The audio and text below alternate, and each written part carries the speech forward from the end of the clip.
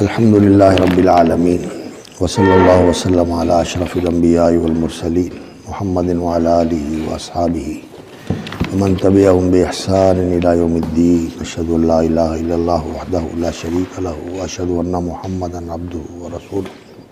اعوذ باللہ السمیع العلیم من الشیطان الرجیم۔ قال اللہ تبارک و تعالی وَلَا تَنْكِحُوا مَا نَكَحَ آبَاؤُكُم مِّنَ النِّسَاءِ إِلَّا مَا قَدْ سَلَفَ۔ محرمات کے بیان میں اللہ رب العزت نے پہلے اس حرام تعلق کا ذکر فرمایا ہے جو عربوں کے اندر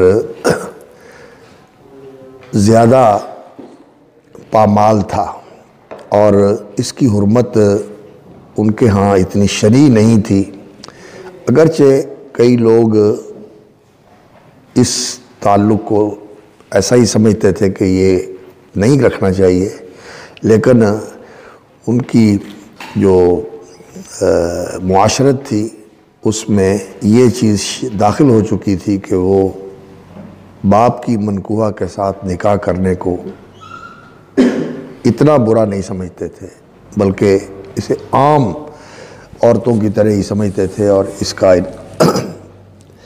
ارتکاب کر لیتے تھے کہ باپ کی منکوحہ سے نکاح کیا جائے۔ جیسے شیخ رحمہ اللہ نے عرب تاریخ کے حوالے سے بہت سارے اس طرح کے واقعات ذکر کیے کہ یہ اچھے خاندانوں کے اندر بھی ایسا ہوتا تھا کہ باپ کی منکوحہ سے نکاح کر لیتے تھے۔ تو اس کو یعنی جس محرم کا ارتکاب زیادہ تھا اس کو پہلے رکھا ہے، حالانکہ محرمات میں سب زیادہ جو ہے نا کس کا مقام آتا ہے؟ ماں کا، نانی دادی کا، اس کا ذکر نہیں پہلے فرمایا۔ پہلے کس کا ذکر فرمایا؟ جس محرم کا ارتکاب زیادہ ہوتا تھا۔ وَلَا تَنْكِحُوا مَا نَكَحَ آبَاؤُكُم مِّنَ النِّسَاء، محرمات کا ذکر کرتے ہوئے پہلے اس کو ذکر کیا۔ تو اس سے قرآن سے یہ رہنمائی ملتی ہے کہ قرآن لوگوں کی اصلاح کے لیے اور لوگوں کی ہدایت کے لیے اور لوگوں کے تزکیے کے لیے نازل ہوا ہے۔ تو جس معاملے کے اندر لوگوں میں زیادہ کوتاہی نظر آتی ہو اور زیادہ جس میں لوگ مبتلا ہوں تو اس کے اوپر زیادہ توجہ دی جاتی ہے۔ تو یہ فقہ الاولویات یعنی عمل کے لحاظ سے جس میں کوتاہی ہو رہی ہے اس کو زیادہ اہمیت دینا، اگرچہ مقام اور مرتبے میں جو سگی ماں ہے اس کے ساتھ نکاح کرنا اس سے زیادہ سنگین ہے جو باپ کی منکوحہ سے نکاح کرنا ہے، اس کی سنگینی اس سے بڑھ کر ہے، لیکن اس کو بعد میں ذکر کیا ہے اور اس کو پہلے ذکر کر دیا۔ تو یہاں سے یہ رہنمائی ملتی ہے کہ انسان کو لوگوں کی اصلاح اور تزکیہ کے حوالے سے جس چیز میں زیادہ کوتاہی ہو، بے شک وہ چیز درجے میں اتنی زیادہ نہیں ہے لیکن لوگ اس کے اندر مبتلا ہیں اور لوگ اس کا ارتکاب کرتے ہیں اور لوگ اس کو اہمیت نہیں دیتے، اس کو اولیت دینی چاہیے اور اس کو اہمیت دینی چاہیے۔ اور یہ بات رہی ہے ہمارے مصلحین کے اندر بھی۔ تو جس پہلو کے اندر لوگوں میں کوتاہی زیادہ آ جاتی ہے، وہ جہاں لوگوں کی اصلاح کے لیے ایسی چیزوں کا ذکر کرتے ہیں جنہیں چھوڑنا چاہیے اور جن سے بچنا چاہیے، تو وہ ان چیزوں پر پھر زیادہ ترکیز کرتے ہیں۔ وَلَا تَنْكِحُوا مِنَ النِّسَاءِ وَلَا تَنْكِحُوا مَا نَكَحَ آبَاؤُكُم مِّنَ النِّسَاءِ إِلَّا مَا قَدْ سَلَفَ، کہ جو پہلے ہو چکا اس کی معافی ہے، لیکن کیا اس کا یہ معنی ہے کہ جو پہلے تم نکاح کر چکے اسے باقی رکھ سکتے ہو؟ یہ نہیں۔ إِلَّا مَا قَدْ سَلَفَ کا معنی یہ ہے کہ جو پہلے تم نے کر لیا اس حکم کے آنے سے پہلے اس پر مؤاخذہ نہیں ہے، لیکن اگر کسی نے ایسا نکاح کیا ہوا ہے تو اسے باقی رکھنے کی اجازت نہیں ہے، جیسا کہ زیادہ 4 کی تعداد سے زیادہ عورتوں کے ساتھ نکاح کرنے والے جب مسلمان ہوتا تھا تو اس کو کہا جاتا تھا کہ 4 رکھ لو باقی چھوڑ دو۔ اور اسی طرح اگر کسی نے ان عورتوں کے ساتھ نکاح کیا ہوا ہے، 2 بہنوں کو اکٹھا کیا ہوا ہے یا اور اس طرح پھوپھی اور بھتیجی کو اکٹھا کیا ہوا ہے نکاح میں، یا خالہ اور بھتیجی کو اکٹھا کیا ہوا ہے، تو اس کو بھی یہ کہا جاتا تھا کہ ان میں سے ایک رکھ لو اور ایک کو چھوڑ دو۔ تو إِلَّا مَا قَدْ سَلَفَ کا معنی یہ ہے کہ جو پہلے کر چکے اس پر مؤاخذہ نہیں ہے۔ لیکن اب اگر ہے تو پھر اس کو چھوڑنا ہوگا اور اس کو بدلنا ہوگا۔ اِنَّهُ كَانَ فَاحِشَةً وَمَقْتًا وَسَاءَ سَبِيلًا۔ اِنَّهُ كَانَ فَاحِشَةً وَمَقْتًا، مطلق زنا جو ہے اس کو اللہ رب العزت نے فاحشہ قرار دیا ہے۔ لا تقربوا الفواحش ما ظهر منها وما بطن ولا تقربوا الزنا انه كان فاحشة وساء سبیلا، لیکن اس کو اللہ رب العزت نے فاحشہ کے ساتھ مقتن، مقت کا بھی اس پر اضافہ فرمایا ہے۔ اور مقت کا معنی کیا ہوتا ہے؟ ناپسندیدہ اور بہت ہی مبغوض اور بہت ہی جو قابل نفرین ہے، یہ نفرت والی چیز ہے، بہت ناپسندیدہ چیز ہے اور انتہائی زیادہ مکروہ ہے۔ اِنَّهُ كَانَ فَاحِشَةً، فحش کا معنی کیا ہوتا ہے؟ یعنی وہ معصیت جو بری ہو اور وہ حیا باختگی کا مظہر ہو، بندے نے حیا ہی ختم کر دیا، شرم ہی ختم کر دی۔ تو ایک تو بے حیائی جو ہے وہ یہ ہے کہ انسان کوئی ایسا برا کام کرے، خاص طور پر اخلاقی اعتبار سے، تو اس کو شریعت کی نگاہ میں بے حیائی کہا جاتا ہے۔ اِنَّهُ كَانَ فَاحِشَةً وَسَاءَ سَبِيلًا، اور أَتَأْتُونَ الْفَاحِشَةَ وَأَنْتُمْ تُبْصِرُونَ، أَتَأْتُونَ الْفَاحِشَةَ وَأَنْتُمْ تُبْصِرُونَ، ہم جنس پرستی اس کو بھی فاحشہ قرار دیا اور زنا کو بھی فاحشہ قرار دیا، اور اسی طرح بخل کو بھی فاحشہ قرار دیا ہے۔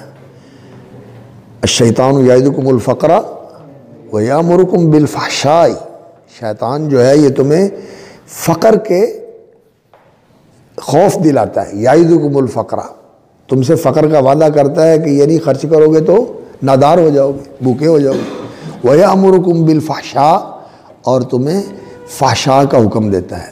اس فحشاء کے اندر یہ بات بھی آتی ہے کہ وہ تمہیں برائیوں کی طرف لے کے جاتا ہے، اور دیکھا گیا ہے کہ جو لوگ مالدار ہوتے ہیں وہ لوگوں پر خرچ نہیں کرتے، لیکن کعبہ خانوں میں اور اس طرح کی داشتاؤں کے اوپر اور ناجائز تعلق کے اندر وہ بڑا پیسہ برباد کرتے ہیں، بڑا پیسہ برباد کرتے ہیں۔ اللہ کی راہ میں خرچ کرنا نصیب نہیں ہوتا، اور ان راہوں میں وہ ساری دولت جو ہے وہ ضائع کر دیتے ہیں۔ اور لوگوں نے اپنی داستانیں بھی لکھی ہیں اور لوگوں کی داستانیں بھی لکھی ہیں کہ کس طرح جو ہے نا وہ اس راہوں میں لوگوں نے مال برباد کیا۔ تو یہ بھی فاحش ویامرکم بالفحشاء کے اندر یہ بات بھی آتی ہے کہ وہ ایسے راستے کی طرف لے کے جاتا ہے جو اخلاق اور سلوک کے لحاظ سے برا راستہ ہے، بے حیائی کے کاموں کی طرف لے کے جاتا ہے، اور بخل کی طرف بھی لے کے جاتا ہے۔ کہ انسان کا بخیل ہونا جو ہے یہ بھی بڑی بے شرمی کی بات ہے۔ اللہ نے انسان کو دیا ہوا ہے، اللہ رب العزت نے وسعت اور برکت دی ہے، اور وہ لوگوں کے لیے ایسا ہو جائے کہ اس کے مال سے کسی کو فائدہ ہی نہیں ہوتا، بلکہ کئی لوگ تو ایسے بخیل ہوتے ہیں، اللہ معاف کرے، کہ اپنی ذات پر بھی نہیں خرچ کرتے، ایسے مال کے پجاری اور حریص بن جاتے ہیں کہ اپنی ذات پر بھی خرچ نہیں کرتے۔ تو یہ بہت بری چیز ہے، یہ بھی فحش ہے، اس کو بھی قرآن کی اصطلاح کے اندر فحش سے تعبیر کیا گیا ہے۔ اور بات چیت میں گالم گلوچ کرنا اور بد زبانی کرنا، جفا اور بزا، جفا بدسلوکی کرنا، اور بزا بزی بد زبانی کرنا، منہ پھٹ ہونا، لوگوں کی بے عزتی کرنا، لوگوں کے لیے ایسا ہونا کہ لوگوں کے عیوب اور نقائص سے ان کو تانے دینا، یہ بزا جو ہے یہ بھی فحش کے دائرے میں آتا ہے۔ تو انسان کو ایسا نہیں ہونا چاہیے، بزی بھی نہیں ہونا چاہیے، فحش بھی نہیں ہونا چاہیے، اور انسان کو جفا والا بھی نہیں ہونا چاہیے، بلکہ کریم ہونا چاہیے، اور زبان کا پاکیزہ ہونا چاہیے، اچھی زبان استعمال کرنی چاہیے، اور اچھا رویہ ہونا چاہیے، اٹھنے بیٹھنے بولنے برتنے اور کسی کے ساتھ معاملہ کرنے میں انسان کو کریم ہونا چاہیے اور بہت ہی زیادہ لطیف ہونا چاہیے اور بہت ہی زیادہ انسان کو شائستگی والا ہونا چاہیے، صاف ستھرا ہونا چاہیے۔ تو یہ دین کی تعلیم ہے۔ تو یہ عمل جو ہے انہ کان فاحشۃً، یہ بہت بری قبیح حرکت ہے کہ انسان اس عورت کے ساتھ یہ تعلق جوڑنے کی کوشش کرے جو اس کے باپ کے ساتھ منسوب تھی اور اس کی منکوحہ تھی، اور انسان جو ہے یعنی باپ کی جگہ پر آ گیا۔ یہ بے شرمی والی بات ہے۔ وَمَقْتَى، اور یہ مقطع کا معنی جو ہے نا، اس میں مفعول جو اس میں مصدر جو ہوتا ہے یہ آپ جانتے ہیں کہ فاعل کے معنی میں بھی آتا ہے اور مفعول کے معنی میں بھی آتا ہے۔ تو مقتن کا معنی یہ ہے کہ ممقوتا، یہ ممقوت ہے، مقیت بھی کہتے ہیں اور ممقوت بھی کہتے ہیں۔ یعنی عربوں کے ہاں بھی جو ذو المروءہ تھے، ایسے ذوی المروءہ، مروءہ کا معنی کیا ہوتا ہے؟ یعنی مردانگی، اور فلاں جو ہے نا مرد ہے، اس کے اندر مردوں والے اوصاف ہیں، اس کو مروءہ کہا جاتا ہے۔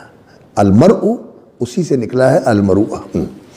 حافظ ابن قیم رحمۃ اللہ علیہ نے جو ان کی کتاب ہے الفروسیہ، اور اسی طرح جو مدارج السالکین ہے، اس میں اس طرح کے اوصاف کا ذکر کیا ہے کہ یہ جو اخلاق ہیں یہ اسلام کے پسندیدہ اخلاق ہیں۔ عربوں کے اندر بھی یہ اخلاق تھے اور اسلام نے بھی ان کی بڑی تعلیم دی ہے اور ان کے بارے میں متوجہ کیا ہے لوگوں کو کہ لوگوں کے اندر یہ صفت ہونی چاہیے، المروءہ۔ تو جو عربوں میں سے ذوی المروءات تھے وہ بھی اس کو ناپسند کرتے تھے، اور جو بچہ ایسی عورت سے پیدا ہوتا تھا کہ بیٹے نے باپ کی منکوحہ سے نکاح کر لیا اور اس میں سے جو بچہ پیدا ہوا تو اس کو کہتے ہی مقیت تھے کہ یہ مقیت ہے، یعنی یہ مقت والا ہے، یہ مقت والا ہے، یعنی یہ مبغوض ہے۔ اور مقت جو ہے یہ اشد البغض کو کہا جاتا ہے، یعنی بغض ہو لیکن انتہائی سخت۔ انہ کان فاحشۃ ومقتا وساء سبیلا، اور یہ بہت برا راستہ ہے جو اس کے چلنے والا ہے، وہ بری راہ کا راہی، برے راستے کا راہ رو ہے، اور انسان کو اچھی راہ چلنا چاہیے، بری راہ سے بچنا چاہیے۔ اور اس کے بعد پھر اللہ رب العزت نے وہ محرمات بیان فرمائے ہیں۔ حرمت علیکم امہاتکم، تمہاری مائیں۔ امہات کہتے ہیں کہ اگر حقیقی ماں ہو تو اس کے لیے جمع جو ہے امہات آتی ہے، اور اگر کوئی ایسی چیز ہو جس کے اندر حقیقی ماں والا تعلق نہیں ہے تو اس کے لیے پھر امات کی جمع استعمال کرتی ہیں، جیسے امات الکتب، وہ کتابیں جو ماں کی حیثیت رکھتی ہیں، تو وہاں کیا جمع بولتے ہیں؟ امات۔ اور جو امہات ہے یہ حقیقی ماں کے لیے بولا جاتا ہے، حرمت علیکم امہاتکم۔ اور اس میں ماں کی ماں بھی آتی ہے اور باپ کی ماں بھی آتی ہے، اور جو انسان کی حقیقی ماں ہے وہ بھی آتی ہے، حرمت علیکم امہاتکم۔ اور کسی چیز کی وہ ہوتی ہے جو اس کا اصل ہو، جہاں سے اس کا ظہور ہوا ہے، جہاں سے وہ نکلی ہے، جہاں سے وہ پیدا ہوئی ہے، اس کو کہا جاتا ہے۔ اسی سے الکتاب قرآن مجید کو قرآن مجید میں سورہ فاتحہ کو کہا جاتا ہے، اور مکہ کو القریٰ کہا جاتا ہے کہ یہ بستیوں کی ماں ہے۔ ہمارا تو یہی نظریہ ہے کہ یہیں سے انسانی آبادی جو ہے وہ پھیلی ہے، اور یہی سب سے پہلی بستی ہے جو آباد ہوئی ہے، اور القریٰ اور مکے کے لوگ جو تھے یہ عربوں کے لیے مرکز کی حیثیت رکھتے تھے، یہ ان کی مذہبی مرکزیت بھی تھی یہاں مکے کے ساتھ کہ یہاں بیت اللہ تھا، یہاں حج کرنے کے لیے آتے تھے، اور مکے کے لوگ جو تھے مذہبی اعتبار سے بھی ان کے لیے محترم تھے، کیونکہ یہ ابراہیم علیہ السلام کے مذہب کے پیروکار تھے اور لوگ ان کی پیروی کرتے تھے، اور کاروباری اور تجارتی اعتبار سے بھی اس کو مرکزیت حاصل تھی کہ یہ لوگ پورے عرب کے اندر کاروباری طور پر مال لے کر لے آنے والے، لے جانے والے اور یہ کام کرنے والے تھے۔ تو لإیلاف قریش ایلافہم رحلۃ الشتاء والصیف، تو ام القریٰ اس کو کہا جاتا ہے، اور ام الکتاب جو ہے یہ لوح محفوظ کو بھی کہا جاتا ہے، جس میں سب کچھ لکھا ہوا ہے۔ وَعِندَهُ ام الکتاب، ایسے ہی ہے نا، اللہ رب العزت کے ہاں ام الکتاب، جس میں سب کچھ لکھا ہوا ہے۔ اللہ اکبر۔ حرمت علیکم امہاتکم وبناتکم، تو امہات کے اندر ماں اور ماں کی ماں اور اوپر والی، اور باپ کی ماں اور اوپر والی، یہ ساری اس میں آ جاتی ہیں۔ وبناتکم، اور تمہاری بیٹیاں، ابن اور بنت، یعنی جو تم سے پیدا ہونے والی خواتین ہیں، فروعکم، اور یہ جو پیدا ہونے والی ہیں انسان کی صلبی بیٹی، بیٹے کی بیٹی اور بیٹی کی بیٹی، اور اسی طرح آگے پھر جتنی بھی نیچے چلی جائیں وہ جو انسان کی نسل سے پیدا ہونے والی بیٹیاں ہیں، یہ انسان کے لیے کتنی بھی نیچے چلی جائیں یہ سب محرمات کے زمرے میں آتی ہیں۔ وَأَخَوَاتُكُم مِّنَ الرَّضَاعَةِ وَأَخَوَاتُكُم وَأَمَّاتُكُم، اور اس کے بعد پھر بہنیں، وہ حقیقی بہنیں ہوں، سگی یعنی شقیقات، ماں اور باپ دونوں کی طرف سے ہوں، یا باپ شریک بہنیں ہوں، یعنی باپ کے ساتھ شرکت ہو یا ماں کے ساتھ شرکت ہو، تو یہ ساری کی ساری اخوات کے زمرے میں آتی ہیں۔ وَعَمَّاتُكُمْ، اور ام اور عمہ، ام چچا اوپر نیچے، تایا چچا کوئی بھی ہو، اور اماں پھوپھی جو باپ کی بہن ہوتی ہے وہ اس میں آتی ہے، اور دادا کی بہن، نانا کی بہن، وہ بھی ساری اسی میں آتی ہیں، عماتکم۔ اور یہ اسی طرح یعنی باپ کی حقیقی اور شقیق بہن، یا باپ شریک بہن یا ماں شریک بہن، وہ سب اس میں آتی ہے۔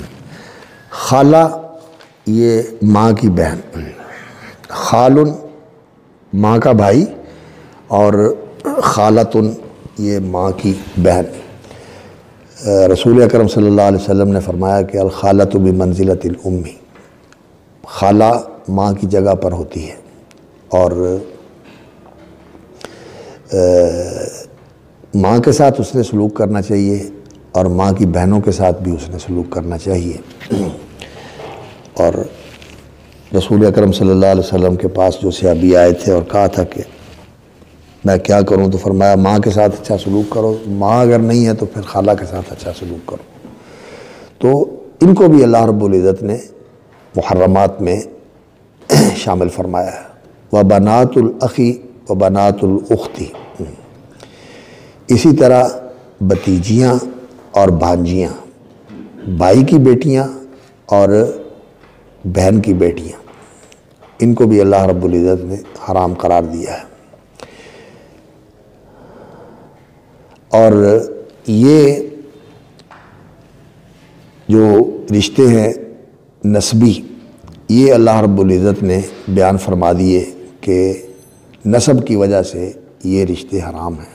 امہاتکم، بناتکم، اخواتکم، اماتکم، خالاتکم، بنات الاخی و بنات الاخت، یہ 7 رشتے ہیں، اور پھر ان کے اندر جو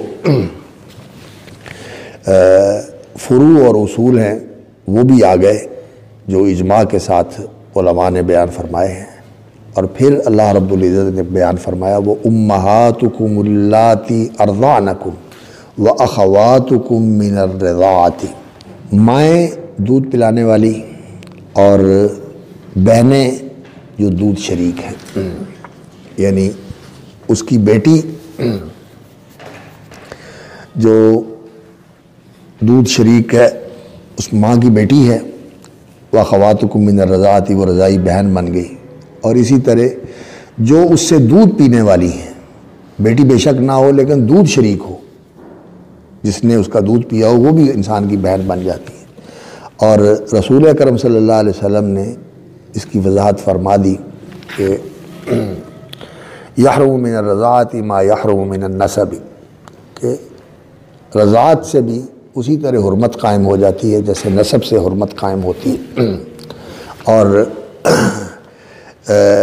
رضاعت کا رشتہ جو ہے جس طرح اس خاتون کے ساتھ ہے اور اس خاتون کی اولاد کے ساتھ ہے، اسی طرح اس کے شوہر کے ساتھ بھی رشتہ قائم ہو جاتا ہے، وہ بھی اس کا رضائی باپ بن جاتا ہے۔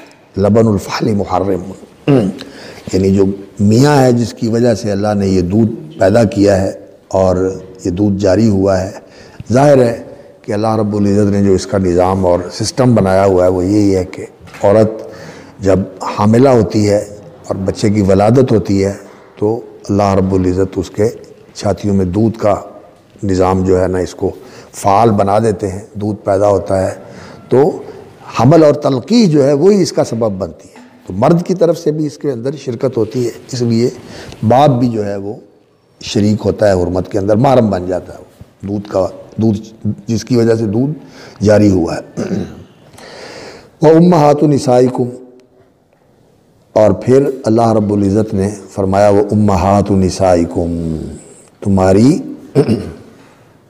عورتوں کی مائیں، یعنی جو تمہاری منکوحہ بیویاں ہیں ان کی مائیں تمہارے لیے حرام ہیں۔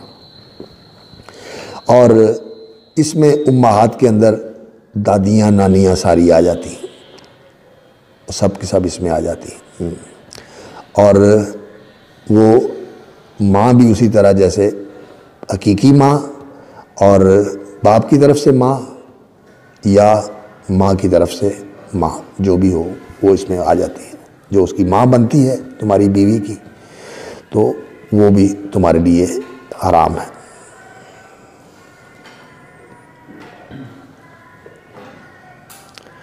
اور اسی طرح رضائی ماں بھی اس میں آ جائے گی، امہات نسائکم کے اندر رضائی ماں بھی آ جائے گی۔ وَرَبَائِبُكُمُ اللَّاتِي فِي حُجُورِكُم مِّن نِّسَائِكُمُ اللَّاتِي دَخَلْتُم بِهِنَّ۔ اچھا، جہاں اللہ رب العزت نے ان چیزوں کو مطلق رکھا ہے وہاں اس کو مطلق ہی رہنے دینا چاہیے، وہاں مطلق ہی رہنا چاہیے۔ لَا تَنكِحُوا مَا نَكَحَ آبَاؤُكُمْ اور امہات نسائکم یہ مطلق ہے۔ وَرَبَائِبُكُمُ اللَّاتِي فِي حُجُورِكُم، ربیبت ان کی جمع ربائب ہے، اور ربا یربو کا معنی کیا ہوتا ہے؟ پرورش کرنا، پالنا، دیکھ بھال کرنا، ضروریات پوری کرنا۔ تو ربیبہ جو ہے یہ ربیب اس کو کہا جاتا ہے جو انسان کی اولاد نہ ہو لیکن اولاد کی طرح انسان اس کو پالے۔ وَرَبَائِبُكُمْ یعنی وہ بیٹی جو بیوی کی بیٹی ہے لیکن اس کے ساتھ آ گئی ہے اور اس گھر میں وہ پرورش پا رہی ہے تو وہ بھی انسان کے لیے بیٹیوں کی طرح ہی ہوتی ہے۔ وَرَبَائِبُكُمُ اللَّاتِي فِي حُجُورِكُم، اور وہ بھی بیٹی بن جاتی ہے، اور پھر آگے اس کی جو بیٹیاں ہیں وہ بھی اسی طرح جیسے بیٹی کی بیٹی جو ہے نا وہ بیٹی ہوتی ہے، یہ بھی اسی طرح ہو جائے گی۔ وَرَبَائِبُكُمُ اللَّاتِي فِي حُجُورِكُم، جو تمہاری حجر میں ہے، حجر گود کو کہتے ہیں، یعنی تمہاری گود میں ہے، یعنی تمہارے گھر میں ہے۔ یہ جو قید جو ہے یہ اللَّاتِي فِي حُجُورِكُم والی کہتے ہیں کہ یہ قید خرج مخرج العادہ، یہ اغلبیت کے لحاظ سے یہ قید ہے، یہ قید ایسی نہیں ہے کہ جس کا اعتبار کیا جائے اور اس کا اجماع نہیں ہے۔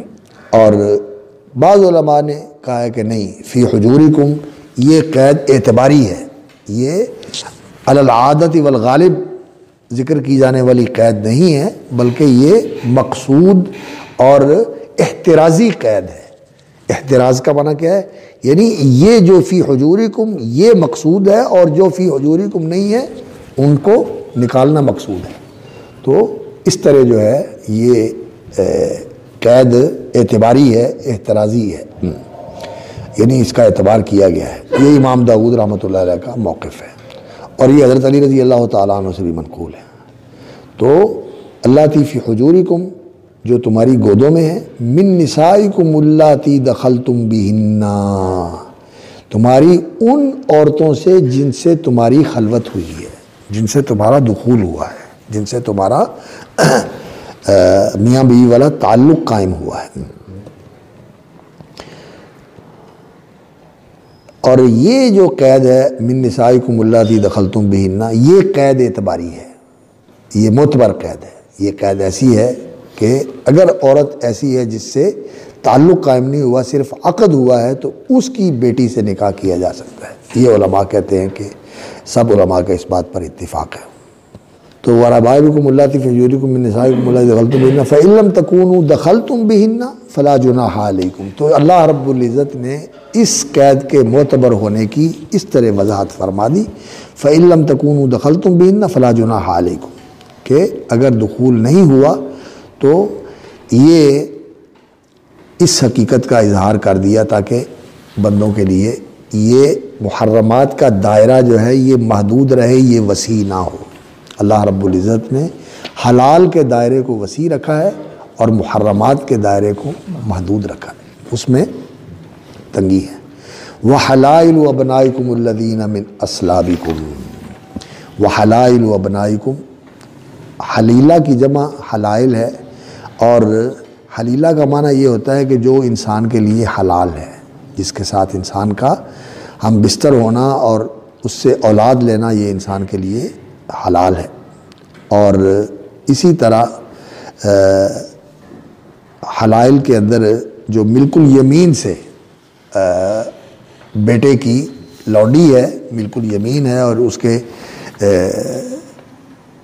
اس کے لیے وہ فراش رہی ہے، تو اس کے ساتھ بھی تعلق قائم کرنا پھر باپ کے لیے جائز نہیں ہوتا۔ وَحَلَائِلُ أَبْنَائِكُمُ الَّذِينَ مِنْ أَصْلَابِكُمْ۔ لیکن ابن سے مراد کون ہے؟ ابن سے مراد وہ ہے جو تمہارا صلبی بیٹا ہے، یعنی جو تمہارا خون ہے، حقیقی بیٹا ہے۔ منہ بولا بیٹا جو ہے یہ اس کی بیوی جو ہے وہ اس کے لیے یہ حکم نہیں۔ وَحَلَائِلُ أَبْنَائِكُمُ الَّذِينَ مِنْ أَصْلَابِكُمْ، جو من أصلابكم۔ اور سورۃ الاحزاب میں اللہ رب العزت نے یہ حقیقت واضح فرما دی، وَمَا جَعَلَ أَدْعِيَاءَكُمْ أَبْنَاءَكُمْ، دَعِيٌّ، جس کو تم بیٹا بنا لیتے ہو وہ تمہارا بیٹا بنتا نہیں ہے، بیٹا تمہارا وہی ہے جو تمہارا حقیقی بیٹا ہے۔ تو یہاں الَّذِينَ مِنْ وَحَلَائِلُ أَبْنَائِكُمُ الَّذِينَ مِنْ أَصْلَابِكُمْ، تو یہ صلبی بیٹے کے لیے حکم ہے۔ وَأَن تَجْمَعُوا بَيْنَ الْأُخْتَيْنِ، اور یہ حکم جو ہے اسی طرح پوتے کے لیے بھی ہے، نواسے کے لیے بھی ہے، اور آگے جتنے ہیں یہ سب کے لیے یہی حکم ہے کہ وہ تمہارے بیٹے ہی جو تمہاری صلب سے پیدا ہوئے۔ اور اسی طرح یہ رضائی بیٹے کے لیے بھی یہی حکم ہوگا۔ وَأَن تَجْمَعُوا بَيْنَ الْأُخْتَيْنِ إِلَّا مَا قَدْ سَلَفَ، اور اسی طرح یہ بھی حرام ہے کہ تم دو بہنوں کو ایک ساتھ نکاح میں رکھو، ایک ساتھ نکاح میں رکھو، یہ بھی اللہ رب العزت نے۔